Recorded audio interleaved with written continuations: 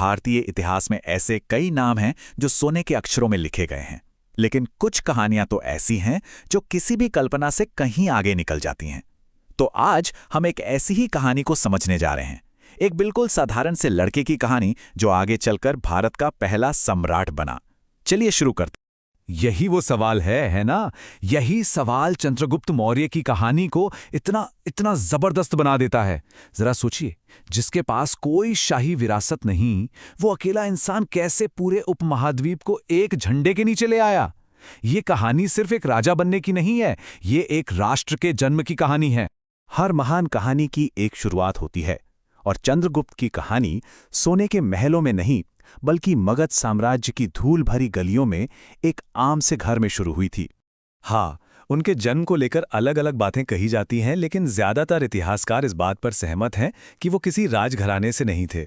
उनका बचपन भी बाकी बच्चों जैसा ही था, लेकिन शायद किस्मत ने उनके लिए कुछ बहुत बड़ा सोच रखा था।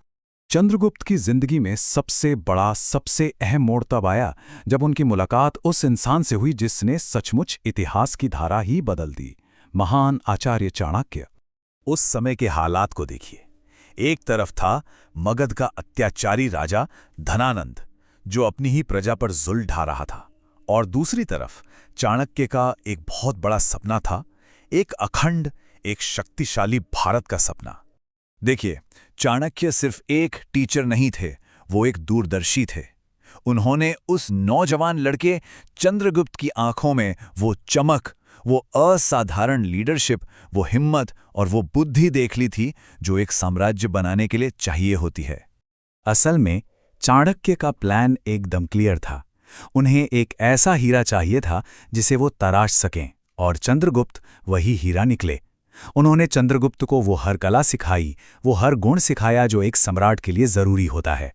तो चलिए अब कहानी के उस हिस्से पर आते हैं जहां इस प्लान को हकीकत में बदलने का वक्त आया। और ये रास्ता बिल्कुल भी आसान नहीं था, कांटों से भरा था।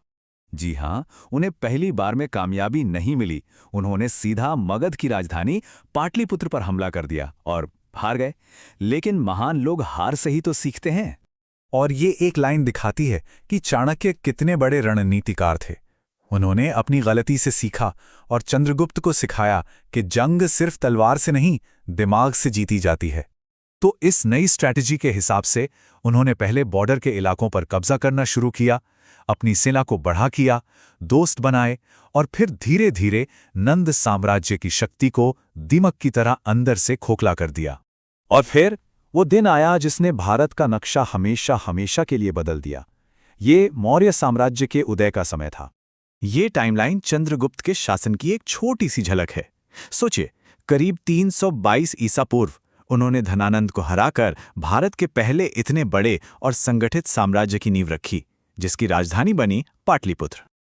लेकिन सिंहासन पर बैठना तो बस शुरुआत थी। असली काम था साम्राज्य को सुरक्षित रखना और उसे बढ़ाना।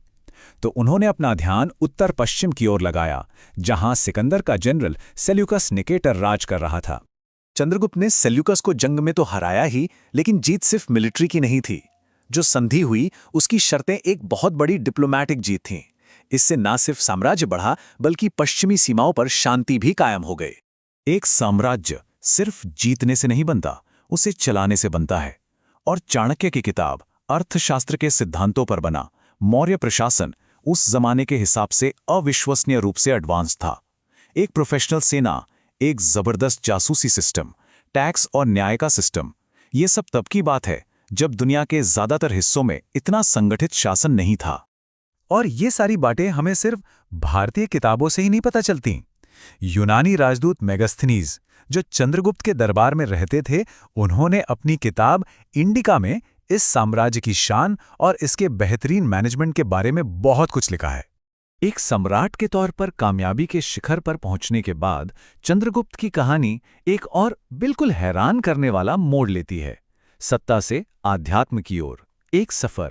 अपनी जिंदगी के आखिरी दौर में उस सम्राट ने, जिसने सब कुछ जीत लिया था, उसने सब कुछ छोड़ने का फैसला किया। उनका झुकाव जैन धर्म की ओर हुआ और उन्होंने एक आध्यात्मिक रास्ता अपना लिया। ये कदम उनकी जबरदस्त इच्छा शक्ति को दिखाता है। उन्होंने अपनी मर्जी से सिंहासन अपने बेटे बिंदुसार को सौंप दिया और एक भिक्षु बनकर दक्षिण भारत चले गए। वहीं उन्होंने सल्लेखना यानी उपवास के जरिए शरीर त्यागने की जैन परंपरा के अनुसार अपना जीवन समाप्त किया। तो सवाल उठता है कि चंद्रगुप्त मौर्य ने हमारे लिए क्या छोड़ा? उन्होंने सिर्फ एक साम्राज्य नहीं छोड़ा, बल्कि एक विचार छोड़ा, एक अखंड भारत का विचार। उन्होंने एक ऐसा एडमिनिस्ट्रेटिव सिस्टम बनाया जो सदियों तक एक मॉडल बना रहा और अशोक जैसे महान सम्राटों के लिए एक मंच तैयार कर गया। आखिर में चंद्रगुप्त की कहानी हमें यही सिखाती है कि हालात चाहे जैसे भी हों, अगर इरादा पक्का हो तो कोई भी इंसान इतिहास बना सकता है। चंद्रगुप्त मौर्य की कहानी इस सवाल का एक बहुत शक्तिशाली जवाब है। ये हमें सोचने पर मजबूर करती है कि एक मजबूत इरादे और सही मार्गदर्शन से क्या कुछ हासिल नहीं किया जा सकता।